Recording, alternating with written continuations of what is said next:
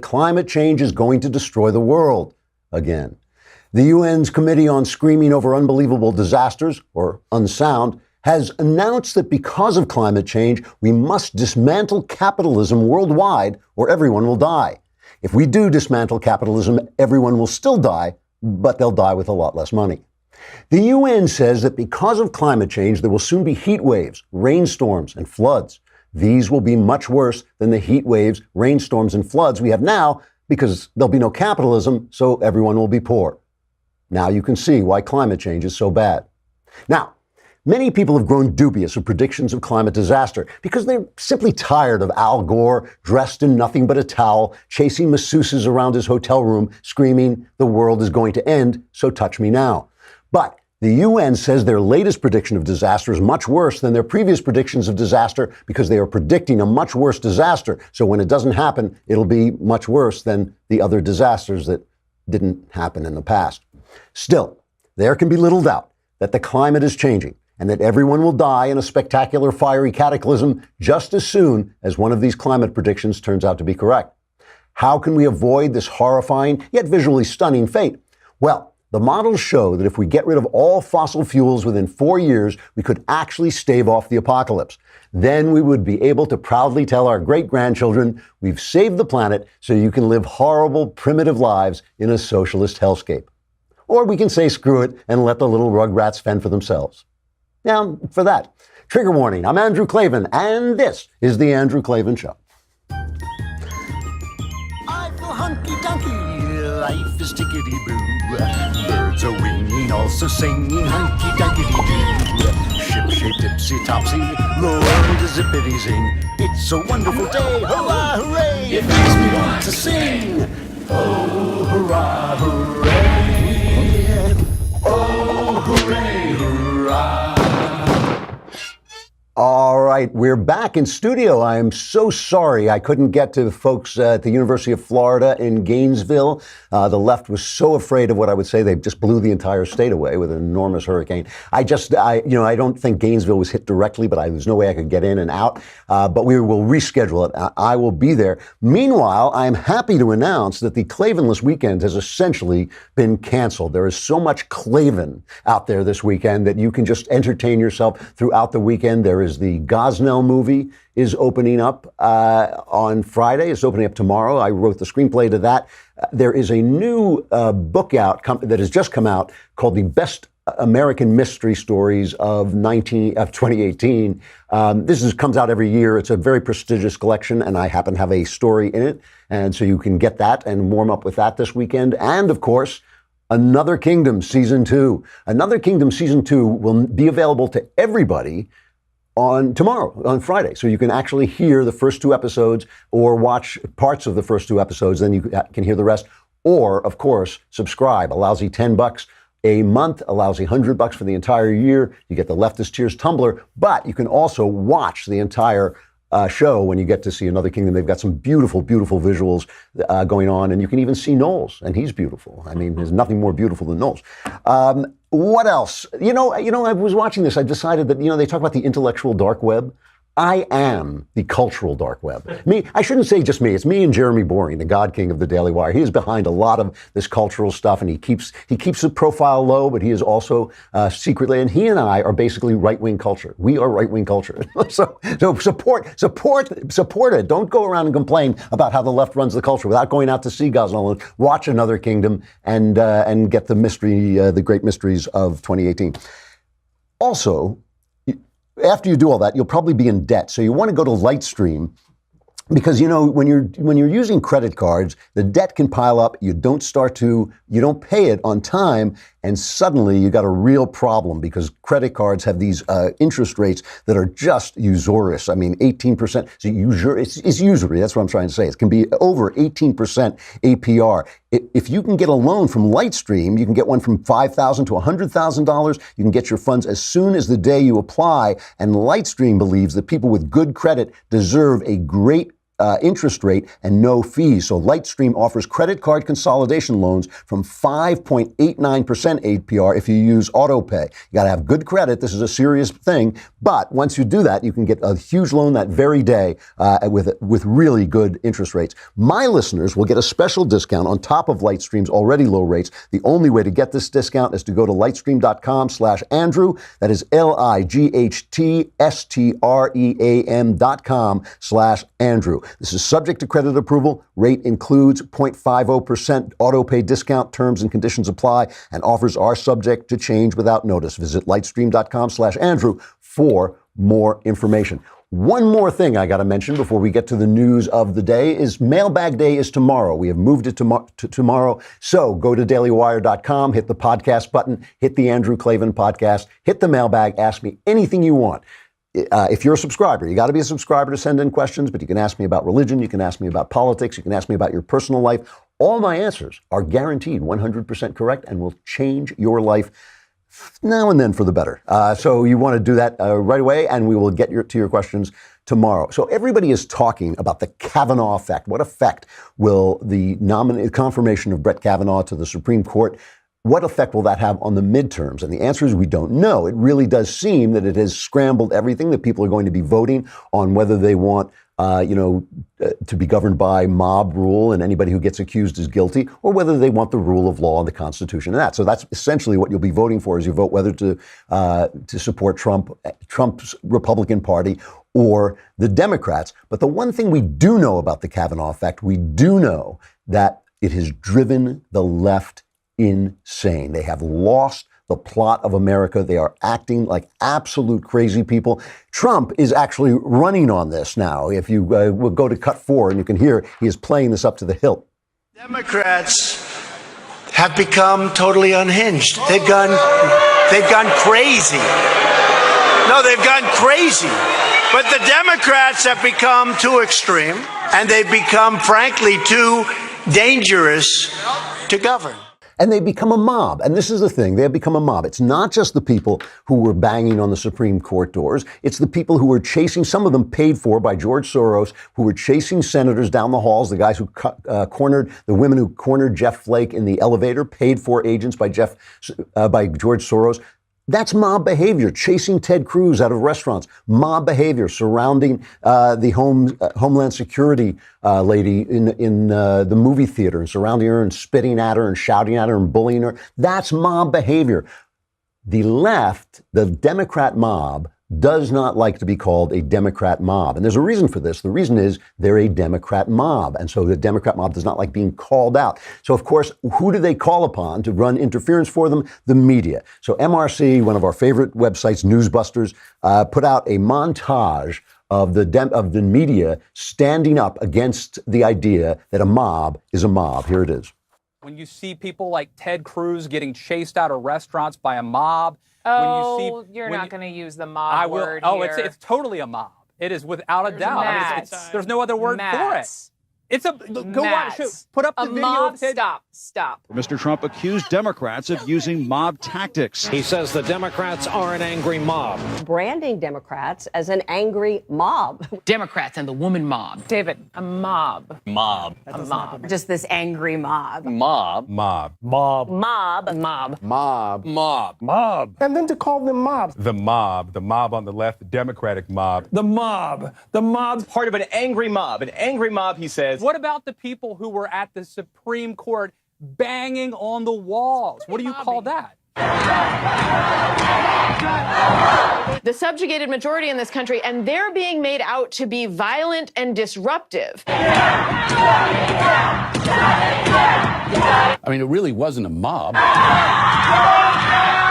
Accusing the left of being this angry, wild mob is just ridiculous. Describing protesters as a mob doesn't fit the facts. And it's really funny because Trump loves mobs. This talk of mob rule and so on. I mean, Brooke, have you been to a Trump rally? Donald Trump over the weekend called them a mob and compared them to arsonists. Calling liberals the angry, dangerous mob. And this is actually a tactic that Hitler used. If you wait long enough, they get to Hitler. Hitler must just sit up in his grave and bump his head against his coffin every time this happened. Although I guess he wasn't in a coffin. But there it is. You know what I love about this is, like, if it walks like a mob, talks like a mob, sounds like a mob, it's a mob. And Don Lemon, who is just a lemon head, Don Lemon was saying, oh, well, it's not, we have a constitutional right to go into a restaurant and harass a senator. No, you actually don't. That is not what free speech is. That is not how free people behave. It is absolutely not within the realm of free speech to go screaming at people, to dox them so that people go to their houses. It is absolutely mob rule. And they're encouraging it. We played Hillary Clinton the other day saying, oh, we can't be civil anymore until we win. Why? We don't want to be civil when we're out of power. When we were out of power, that's when we become uncivil. Eric Holder, we got to stop for a minute. Eric Holder is obviously thinking of running for president. This was former attorney general under Barack Obama. Only attorney general in the history of the United States to be held in contempt of Congress. For what? It was because when he got caught out and investigated for running guns, essentially, the Fast and Furious operation, in which they allowed Mexican gangsters to buy guns because they were going to trace the guns. That was the idea. They were going to trace the guns. And they just lost the guns, and the Mexican gangsters got the guns while the feds were sitting there watching them. And finally, a border agent was killed by this. So they investigated. He refused to hand over the documents so they could see it. And Barack Obama refused to have the Justice Department investigate him and prosecute him for contempt of Congress because he claimed he was protecting executive privilege, the old Bill Clinton trick. It was like everybody from his mother to his cook had executive privilege under Clinton because he didn't want to admit this. I got a lot of feedback about the Max Boot interview that I did, a Never Trumper Max Boot. And, there were two kinds of feedback I got. One was, why did you play that? Why did you let him say those stupid things? And the other was, I'm glad you let him say those stupid things so I could hear them. But the one thing that everybody found incredible was his idea that Barack Obama was somehow a great, honest guy who didn't violate the Constitution, which is my big argument, that Trump, for all they yell about him and all his rudeness and his strange sometimes behavior, he hasn't violated constitutional governance at all. And Obama did it routinely. He transformed the government into a Democrat machine like in Chicago. So here's Eric Holder telling people what he wants them to do. They have used the power that they have gotten for all the wrong things. They want to keep themselves in power. They want to cater to the special interests. It is time for us as Democrats to be as tough as they are, to be as dedicated as they are, to be as committed as they are. Michelle always says, Michelle Obama, I love her, she and my wife like really tight, which always scares me and Barack. But Michelle always says that, when they go low, we go high. No. When they go low, we kick them. When they go low, we kick them. And and people are encouraging, they're encouraging people to basically attack, congresmen, senators. Who was it? It was Cory Booker. Played Cory Booker. Here's Spartacus telling people they should go after people get up in the faces of congresspeople. Please don't just come here today and then go home. Go to the Hill today. Please get up in the face of some Congress people. Yeah, so, you can't say it's not a mob when you're encouraging people to be a mob. You don't see Donald Trump. Donald Trump riles up his base. There's no question about it, but he doesn't rile them up to violence. He doesn't rile them up to attack people. He never said that. He never said, go kick them. When he was campaigning, I used to rail at him against this. When he was campaigning, he sometimes skirted the edge, and it really bugged me, and it bugs me still that he did it. But since he's become president, he hasn't been doing that, and they have become his worst self. As I always say, Trump at his worst is the Democrats. That's why they hate him. But more important than this, more important than the mob, is the fact that what they are fighting for, what the left is actually fighting for, is to destroy constitutional governance. One of the things that I keep saying about, people say, well, Donald Trump had all these, women who said he did these nasty things. Well, all of the women who accused him, they accused him of things that were creepy mischief, of putting his hands where he shouldn't have put them, of looking up their skirts when they were walking above him, that kind of thing, creepy stuff, but not assault. They didn't, only his ex-wife during a divorce proceeding, accused him of really raping her, and then said, no, that was the lawyers talking. It was just part of the divorce settlement, everything else. But the thing is, he was running against, and this was another disagreement I had with Boot, he was running against a career criminal, a woman who was, listen to Ken Starr talk about her. He was on this close to going after her for perjury. After her testimony, she stonewalled everybody. But a career criminal who openly did not support the First and Second Amendments. She openly did not support the Heller decision, which said this Second Amendment guarantees your personal right to bear arms. And she didn't support the Citizens United decision, which basically supported your right to have political speech. I mean, it was the First Amendment. This is what they're going after. Listen to some of the stuff that they've been saying.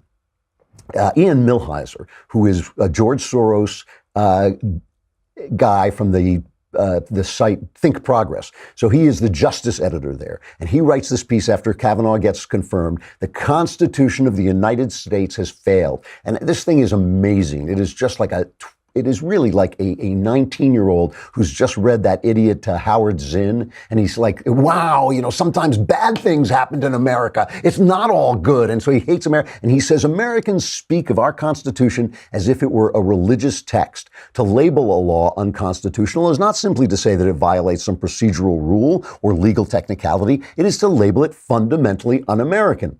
He has a problem with this. This is exactly right. It is fundamentally un-American. But our Constitution has not served us nearly as well as we would have been served by other systems adopted by our peer nations. In other words, in Europe and Scandinavia, all of which live under our protection, under our umbrella, using our machines, our innovation, our financial security, all of which are essentially client states of this great country. And none of them would even exist at the level of diversity and freedom that they exist in if it weren't for our inspiration, which gave it the first birth of true freedom on the planet. So his complaints: the Electoral College allows people he disagrees with to get elected. He doesn't like that. The Electoral College, Trump did not have a popular majority, though he would have had he been running in a popular election. He would have run his campaign differently. He would have won that way. And he doesn't like the fact that you can't distribute wealth. If it were just guys like him, just George Soros, radical hacks like him, that would be one thing. But MSNBC, remember Lawrence Stop the Hammering O'Donnell? He's over there complaining about the Electoral College too. He's the hammering. There he is. Stop the hammering. He wants to stop, while he's stopping the hammering, he wants to stop the Electoral College. He tweeted out the founders' design flaw in democracy, the Electoral College, and he wants to get rid of the Senate. 2 senators per state, no matter what size or population. And that, Stop the hammering. Yeah, stop this constitutional stuff. Alexandria Google Eyes Cortez, the know nothing. I mean, talk about a woman. Every time she opens her mouth, I think she may actually lose one of the most democratic districts in the country. But she tweeted out, it's well past time we eliminate the Electoral College, a shadow of slavery's power on America today. So what is it they're saying? The Senate, the Electoral College, it gives power to the states. It means that if you live in Wisconsin, what a great state, by the way. I was just there. What a beautiful, beautiful town Madison is. What nice people, what great food.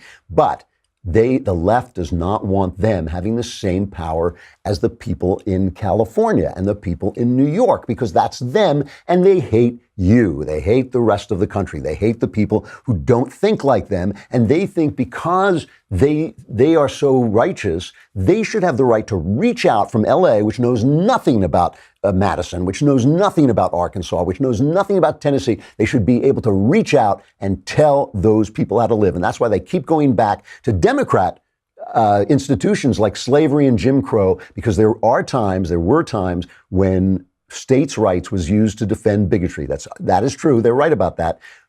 But it was all Democrats. It was all Democrats doing that. Now that it's Republicans, we don't have that problem. They're just trying to live the way they want to live in their locality, not the way you want them to live in your locality, and they despise them. And if you don't think they despise them, listen to the way, if they're obviously they're racist about white people. They've used words like white male as a pejorative, which is, I just find that disgusting. If I use the word black male as a pejorative, they'd come in here, Shapiro would come in here and drag me out. I mean, they're like, no, seriously, nobody on the right thinks like this. Nobody on the right wants to think like this. Nobody respectable on the right. I'm not talking about the people who go nuts in the comment sections. I'm talking about the mainstream. But the mainstream of the left is talking about whites as if that's somehow wrong. But then if you're black, if you're Kanye, listen to the way they talked about Kanye on Lemon Show. This is cut number 8. Kanye West is what happens when Negroes don't read. And we have this now, and now Donald Trump is going to use it and pervert it, and he's going to have somebody who can stand with him and take pictures. Just looking at Scott's. Scott's like, whoa, okay. So it's a Chris Rock reference, by the way, Scott. Go back and watch the old Chris Rock stand-ups from the 90s. Maybe I will look that up. I know that. All right, listen. Maybe it'll work, Tara. Will it? I don't know.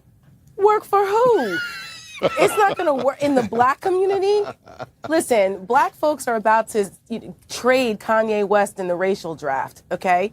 They've had it with him. He's not the same Whoa. Kanye. I do know that reference. I know that that is an old Dave Chappelle skit. I know that one. I got that one. All right, good. I'm 1 for 2. All right, keep going. I mean, listen to that. They're ejecting Kanye. Kanye is going to have lunch with the president today. And of course, it is working. It only is working because black people under Trump are doing great. You know, the economy is great. Jobs are there. Record low unemployment. And the white guy, Jesse Lee Peterson, said the white guy was a coward. Jesse Lee just doesn't hold back. You know, that's why I love him. He just says what he has to say. But he should have said, you know, this is racism. They eject you from their identity groups if you don't agree with them. Anyway, that's the Kavanaugh effect. The Kavanaugh effect is driving them nuts. I think it's going to be good for us in the midterms. This is not a crazy country. This is not a radical country. While we're talking about the way this country isn't, however, we really have to go back and follow this Jamal Khashoggi case, which is just getting uglier and uglier. The Turks are saying that 15 Saudis, he's a Washington Post columnist. He lived in Virginia. He was possibly lured to Turkey. He said he wanted to get divorce papers. He went to Turkey and went into the Saudi consulate there and vanished. He has vanished without a trace. The Turks say he has been assassinated, cut to pieces, and thrown out. This is bad. This is bad stuff. What is wonderful, however, the good part of this, if I can say that, is that we Americans are united right and left in calling for action on this and not letting this pass. You cannot let a Washington Post columnist be killed by our putative allies. They're supposed to be our allies, the Saudis. They're supposed to be reforming. Here is both Chuck Schumer and Lindsey Graham talking about it. Well, it's despicable, and the whole world is watching. The Crown Prince is portraying himself as a reformer who's trying to improve and open up Saudi society. Reformers don't kill their political opponents. I've never been more disturbed than I am right now. If this did in fact happen, if this man was murdered in the Saudi consulate in Istanbul, that would cross every line of normality in the international community. If it did happen, they would be held to pay. If they're this brazen, it shows contempt. Contempt for everything that we stand for, contempt for the relationship. And I don't want to prejudge, but if it goes down the road that I'm worried about it going down, contempt will be met with contempt. And don't forget, I mean, this is very complicated because the Saudis are supposed to be our pals, and Jared Kushner has been, cozying up to them, hoping they'll help with peace in the Middle East.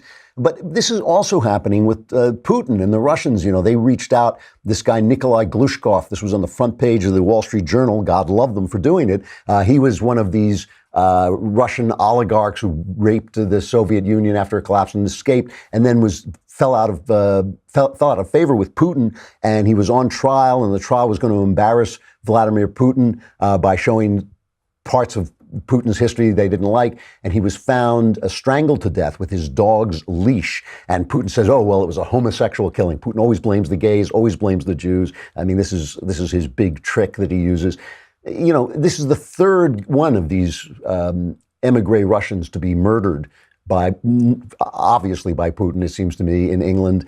We cannot let this stuff go on. We have to call it out, and do not listen to the people hammering Trump about this. Maggie Haberman, the Clinton hack who's over at the New York Times, she tweeted out that somebody shouted at Trump, what wasn't this Khashoggi journalist killed because you said that journalists are the enemy of the people? No. And they're saying, oh, he's going to sweep this under the rug. No, he's not. I mean, this cannot stand. This cannot stand. And it is good to see Americans uniting over this. It is good to see Schumer joining with Lindsey Graham because clearly the left has forgotten what America is about in America, but let's not forget what they are about in the rest of the world. So it is good. Hey, some of this stuff is causing Democrats to wake up because there are only two parties, Republicans and Democrats, and one of them has lost the plot of the country. One of them has forgotten what this country is about. And that is why I really, have come to support Trump, why so many never Trumpers have come around. He is defending the country as it stands. He is not always a person I like, but he is always a person so far who has stood up for constitutional governance. Brandon Straka made this video saying he was walking away. He was a gay liberal and he wanted to walk away from the left, which he said, and he started to encourage people to walk away. And he has started a movement and he is organizing a walkaway march in Washington, D.C. for October 27th. And we had him on the show and talked about him. They're a really entertaining guy and an entertaining interview. This is October 27th, the walkaway march. And here is Brandon Straka. Brandon Straka, thank you very much for coming on. Thank you. So let's start at the beginning. What is it that made you walk away in the first place? It made you make this walk away video? Well, I had been watching for years as I felt like the ideology of liberalism was becoming more and more kind of toxic and intolerable. And so I was already starting to feel sort of pushed away and isolated and, kind of turned off by that. And then, but it was really after the election of Donald Trump that, I voted for Hillary and I was really, really devastated that Donald Trump had been elected because I believed the liberal media. I mean, I was an ardent follower of the liberal media. And so when they said things like he was, racist, a bigot, a Nazi, the second coming of Hitler, I really thought that we were in a lot of danger. I mean, I really, really believed them. And so it wasn't until, I was going on social media and like ranting and raving and asking all these people, I grew up in Nebraska and I was just like, why did you people vote for him? Like, what were you thinking? What's wrong with you? And then finally this woman who used to babysit me when I was a baby got in touch with me and she presented me with a YouTube video, which was a compilation of footage showing the ways in which the liberal media had taken moments out of context and isolated them and spun a narrative. And, and basically, if you watch the entirety of, these different clips or see these moments in proper context, what the media was leading us to believe wasn't true at all. Huh. And I mean, I feel a little bit like an idiot sitting here telling you this today because it's so obvious, the kind of thing that once you see it, you can't ever unsee it. I'm like, how did I miss this? But, I'm not alone. Millions and millions of people are falling for what the liberal media is telling them. And that was really what happened to me. I had this almost the exact same experience. I'm a lot older. I had it with Reagan because I was same thing right down the line, liberal, believed the media, and then everything he did worked. And I thought something is wrong here. So that's. So you put out a video. Were you shocked when it became as popular as it was? I don't, I like, anytime I do something, I like to dream really big and kind of, dream for this, shoot for the moon, and so I didn't know what would happen. Obviously, I had no idea. And I definitely contemplated the possibility that I would put this video out and maybe 50 people would ever see it. And those would be the 50 people who would, for the rest of my life, would be in charge of telling, whether or not I got a job or a place to live, or, these would be like all my future bosses. But, no, I mean, I had hoped that it would be as successful as it has been. And so, but I'm absolutely amazed. And I'm, so touched that it has had this effect on people. Have you gotten any pushback? I mean, I know you said once you refused service in a store, but has it gone beyond that? I don't know if it's gone beyond that. I mean, there's sort of different categories of hate that one receives. So there's definitely the, being denied service in the store hate. There's the hate where the people who are your friends since elementary school reach out to you and say that they're going to go to the media and tell horrible things about you to people. There are the people who, use I'm almost 4 years sober. So there are people who love to say that, go on social media and say that I'm doing drugs or that I'm drinking. And, you name it. But yeah, to answer your question, yes, there has been pushback. I mean, the viciousness of the left almost confirms what you're talking about. It does. Do you find now that, I mean, obviously you must be falling in with some evil conservatives like me. Do you find them to be a different breed of people? I really do. Yeah. I mean, I really, really do. I mean, for a number of reasons. First of all, there's the aspect of conservatives, I find, can even disagree with each other. Yeah. Not just disagree with liberals, but disagree with each other and still be okay, and still not feel the need to, burn somebody's house down or, push them out a window or blow up their car, or, there's that. But also, I just feel that in general, what it means to be a Republican or a conservative has changed. I mean, I think that I'm finding that the Republican Party, which is where I consider myself to be now, is very inclusive. It's becoming more and more diverse. We're seeing now that African-American support for Trump just 1 year ago was at 15%. Now it's over 35%. You're welcome. Just kidding. No, but it's I think that things are changing and opening up, and so that's why I was a liberal years ago. In the first place, is because I felt like that's where the tolerance, the diversity, the inclusion was. But what it really is, what I see so clearly now is that they're diverse and they're tolerant in the most superficial of ways. What they really care about is, what is the color of your skin? What is, are you a different religion? I mean, it's all about the appearance of, but it's like when it actually comes to diversity of thought or diversity of actual belief, or not so much. It's a one-way road. Yep, I know. I find this too. I mean, I always tell people I became a conservative because I'm a liberal, because I believe in actual diversity. What about on the issue of gays? I mean, this is still a place where I get a lot of flack for my openness to gay life and my feeling that people should be whatever they are. Do you find are you getting pushback from conservatives there? Not at all. Not at all. No, I mean, no, not at all. And to be honest, I'm not being at all exaggerative or hyperbolic when I say at this point, I've gotten tens of thousands of messages from people all over the world and definitely all over the country. Most of them conservatives, saying, how much this movement means to them, how much my speaking out and stepping forward means to them. And many of them, I mean, out of all of those messages, I've maybe received 2 or 3 from somebody who's just like a total knucklehead who says something really stupid, something, like, love what you're doing, don't support you being gay. I'm like, okay. But the majority of the people who reach out to me, and honest to God, like maybe 3 I've gotten like that. But the 99.99999% of them are people who, I mean, even people who don't understand it and don't really get it. Sometimes I'll get messages from people who say, I'm an 87-year-old straight woman from Iowa. I don't understand what being gay means, but I don't care. I love you. I think what you're doing is amazing. Thank you so much for standing up for our country. This has been my experience among conservatives too. I mean, I find them the most tolerant, open-hearted people on earth, by and large. I mean, as you say, you get your knuckleheads, but not as many as you would think. You're having a march, is that correct? That's correct. So, yes. Tell me about when is this? Okay, so it's the Walkaway March on Washington. It's a weekend. It's a March weekend. We're doing October 26th through the 28th. So what we're doing is on Friday night, October 26th, we're having a really nice gala dinner, which is still sort of in the works, but that's probably going to be at the Trump International Hotel. We anticipate having very big name speakers and, different kind of package levels at which people can be, a VIP dinner or just regular admission dinner. On Saturday, October 27th, will be the march and the rally.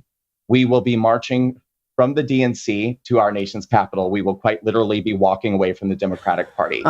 And we will assemble in front of our nation's capital at the same spot as the inaugurations have been held.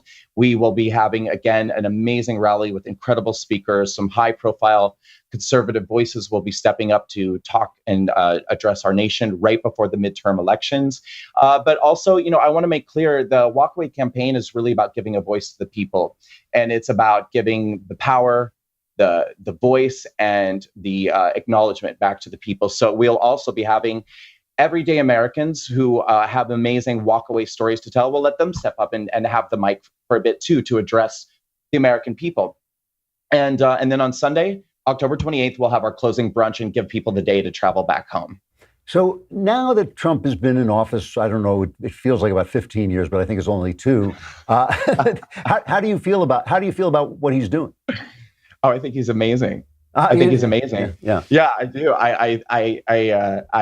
I can't wait to vote for him in 2020 because, of course, I didn't vote for him in 2016. And so sadly, I'll only have the opportunity to get to pull that lever one time. But I think he's doing an amazing job. I mean, I think the numbers speak for themselves. I think the confidence that Americans are feeling speaks for itself. It's really only the people who are running around, with tinfoil on their heads screaming, resist, resist, Hitler's back, Hitler's back. I mean, it's really only those people that are unhappy. And I feel for them, but it's like, at the same time, I'm like, honey, take a Xanax. I mean, everything's fine. We're really doing quite well. As you go forward, what are you hoping to see? I mean, when you're talking about actual things like policy, actual things that you'd like to see happen in the country, what are you hoping for? Well, what I'm really hoping for, particularly going forward with the Walkaway campaign, is I want to see more and more people in general, but particularly minorities, begin to open their eyes and see that they have been lied to and used and manipulated by the Democratic Party, and that they don't really care about them. They are manipulating them and they are using them. And that, I always say Walkaway is a journey, not a destination. Now, I happen to find myself in the Republican Party, but I don't tell people where to go or what to think. I don't encourage people to leave groupthink and come into more groupthink. All I say is take a look at what's going on the left. Take a look at what's going on in the Democratic Party. Really do your research and look at the history of this party. It's deeply steeped in racism. It's deeply steeped in divisiveness. And these days, the liberal media doesn't know the truth from a hole in their heads. I don't know if that made any sense, but you know what I mean. They wouldn't know the truth if it bit them in the you know what. So It's like they need to take a look at these things and see what's going on. I want to encourage more minorities to walk away. And something that really concerns me, I'd like to say really fast, because I want to try to get this message out as much as possible going forward, because it's something I've recently discovered, and I'm very concerned about it. I believe that what the Democratic Party is their next tactic is going to be, because they seem to be pushing more and more for this far left socialist sort of communist platform. They're even starting to run these democratic socialists very openly. I mean, that's what, I think that what they're going to do is find candidates who, anywhere they can find them, who are Black, Hispanic, gay, transgender, run them on this extremely fringe left socialist platform, and their strategy is going to be that when people object to this platform, they're going to say it's because they're transphobic or homophobic or racist. So they are intentionally going to run minorities on this platform so that they can use their minority status to help push that socialist platform and accuse anyone else of being a bigot who objects to it. And what I'm even more concerned about is that Black people and gay people and transgender people are going to think that they have to be socialists because they're gay or because they're transgender. This concerns me a lot. And so I want to make sure that we get voices out to these communities, these racial minority communities, the LGBT community, to let them know you don't have to be a socialist. And you don't have to be a Democrat. You don't have to be a liberal. There is room for you on the right, in the middle, anywhere else. Just get out of there.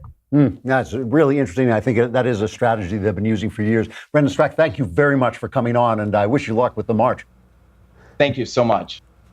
That's October 27th in Washington, D.C. is the Walkaway March. Do it. Listen, before we get to the tickety-boo news, I've got to play this thing. I've never seen this before. This is Gil Fulbright, honest politician.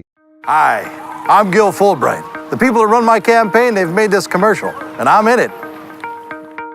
This campaign, it's not about me. It's about crafting a version of me that'll appeal to you. A version that visits random work sites with paid actors pointing at things. A version of me that doesn't find old people loathsome or pointless. Has a conventionally attractive yet curiously still family. Listening to my constituents, legislating, these are things I don't do. What I do is spend about 70% of my time raising funds for re-election. I'd do anything to stay in office. My name's Gil Fulbright, but hell, I'll change my name to Phil Goldbright or Bill Fulbright or fill up my mouth with farts. These are the things that are important to me. And these are the fine people that finance my campaign. Now, in order to do these things, I have to stay in office. And to stay in office, I have to keep these guys happy. Now, if any of these things make these guys unhappy, well, my hands are tied. So come November, the choice is clear. Do you want another spineless mouthpiece for special interest and lobbyists? Or a spineless mouthpiece for special interest and lobbyists? I'm Philip my mouth with farts, and I approve this message. That's really funny. That is actor Frank Ridley playing Gil Fulbright, the honest politician, the only honest politician. All right, Tickety Boo News.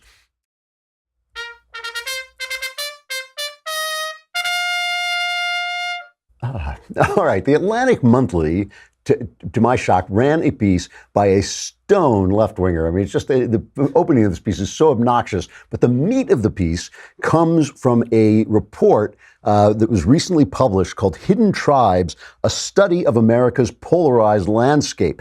And the study was written by More in Common, an organization that was founded in memory of Jo Cox, the British MP who was murdered in the run-up to the Brexit referendum. She was a, pardon me, a Labour politician who was murdered by a far-right lunatic. And they put out this report. According to the report, 25% of Americans are traditional or devoted conservatives, okay? 25%. 8% of Americans are progressive activists, and they are absolutely outside of the mainstream, okay? 2/3 of Americans who don't belong to either far right or far left, or I don't know, conservative or left-wing crazies, they call them an exhausted majority. They are exhausted with the battle between both sides. So that's 80%, right? 2/3. So that's 66%. Their members share, according to this report, share a sense of fatigue with our polarized national conversation, a willingness to be flexible in their political viewpoints, and a lack of voice in the national conversation. Notice, by the way, that my estimate that 70% of people agree with 70% of the thing turns out to be actually almost exactly right. That is almost exactly right. But here, listen to this. Most members of the exhausted majority, and then some, dislike political correctness. They all hate political correctness. Among the general population, 80% believe that political correctness is a problem in our country. Young people, 74%, ages 24 to 29, 79% under age 24. Everybody hates political correctness. Whites are slightly less likely than average to believe that political correctness is a problem in the country. 79% of them share this sentiment. Asians, 82%, Hispanics, 87%, and American Indians, 88%, who are most likely to oppose political correctness. Somebody says it seems that every day you wake up, something has changed. You say Jew or Jewess. Is it a black guy, African-American? You're on your toes because you never know what to say. Political correctness in that sense is scary. And it is scary because you can lose your job and so forth. What I'm telling you is all these people who apologize the minute they get caught out saying something politically correct, all these corporations that fold, all these spokesmen, all these artists who come on their knees as if they're at a Stalinist show trial with a sign saying thought criminal, every one of them, they're all playing to the minority. Every single one of them. What does that mean? It means for those of us who believe in the Constitution, those of us who believe in freedom, those of us who believe in that America is a great country and can be greater still if we remain free, all of us, we are in the majority. We are the majority. And those of us who believe that art and culture should not be restricted by political correctness. There was an article in the Times about this, the guy saying that he's getting attacked for disliking something that was done by a black guy because it was done by a black guy. Everybody hates it. Everybody hates it. This is one more reason why you should celebrate this Klavan full weekend by going to the Gosnell movie tomorrow, by listening or watching Another Kingdom, and even subscribing so you can see all of Another Kingdom. But if you don't subscribe, you can catch it. You can listen to it tomorrow, Friday. First 2 episodes of season 2 and all the episodes of season 1 are up there for you if you want to catch up. And of course, get the Best Mysteries of 2018, Best American Mystery Stories of 2018, which includes my story, All Our Yesterdays.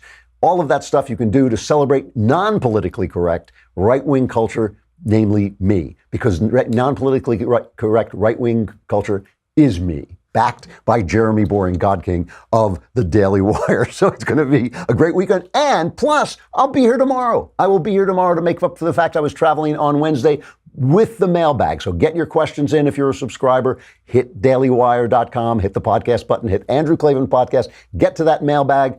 All your problems will be solved for just a lousy $10 a month. What a great deal. I'm Andrew Klavan. This is The Andrew Klavan Show. We will see you again tomorrow.